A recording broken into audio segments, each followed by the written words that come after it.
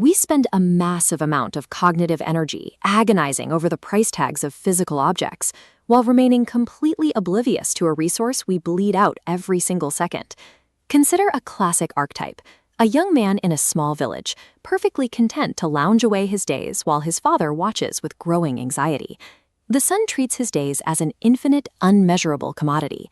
To him, time is something that simply happens, rather than something he is actively spending. Eventually, the father decides to stage an intervention. He pulls an old watch from a cupboard, hands it to the boy, and issues a simple command: go to the market and find out exactly what it's worth. This initial test leans on our default human setting, our instinct to comfortably reduce a physical object to a simple, negotiable dollar amount. The son arrives in the chaotic, bustling local marketplace to carry out the appraisal.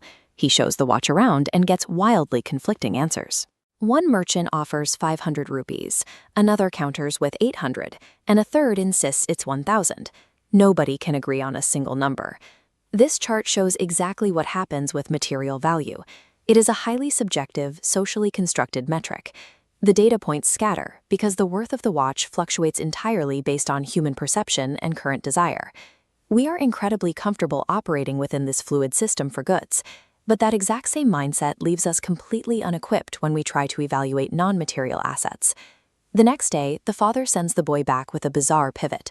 He instructs the son to stop asking for the price of the watch itself, and instead ask the merchants for the price of the time inside it. The son reluctantly returns to the exact same stalls, presenting this confusing new question to the traders he spoke with yesterday. The market's reaction is visceral. Merchants laugh at him, mock the premise, and eventually become irritated, waving him off for wasting their time. Their hostility makes sense.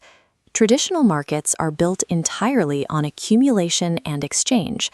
They are structurally incapable of pricing something intangible that a person can't physically hoard.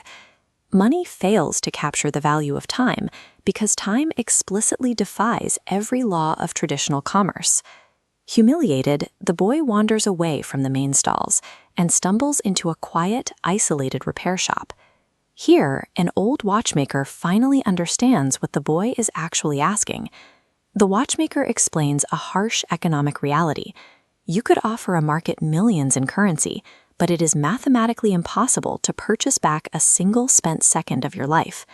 This chart shows the contrast. On one side, traditional currency compounds and grows. On the other, time is a finite block. It automatically and unyielding depreciates, but you retain absolute autonomy over how it is allocated. This makes time a universal baseline that ignores socioeconomic class. It does not care if the user is a billionaire or a beggar.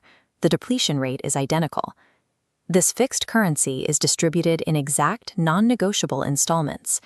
Every living human receives precisely 24 hours per day. Since the daily allocation is mathematically identical for everyone, the most significant variable we can actually influence is how we choose to spend that fixed budget. The son returns to his father with a sudden, profound clarity. He abandons his aimless habits and immediately starts working. He no longer treats his life as a series of infinite loops.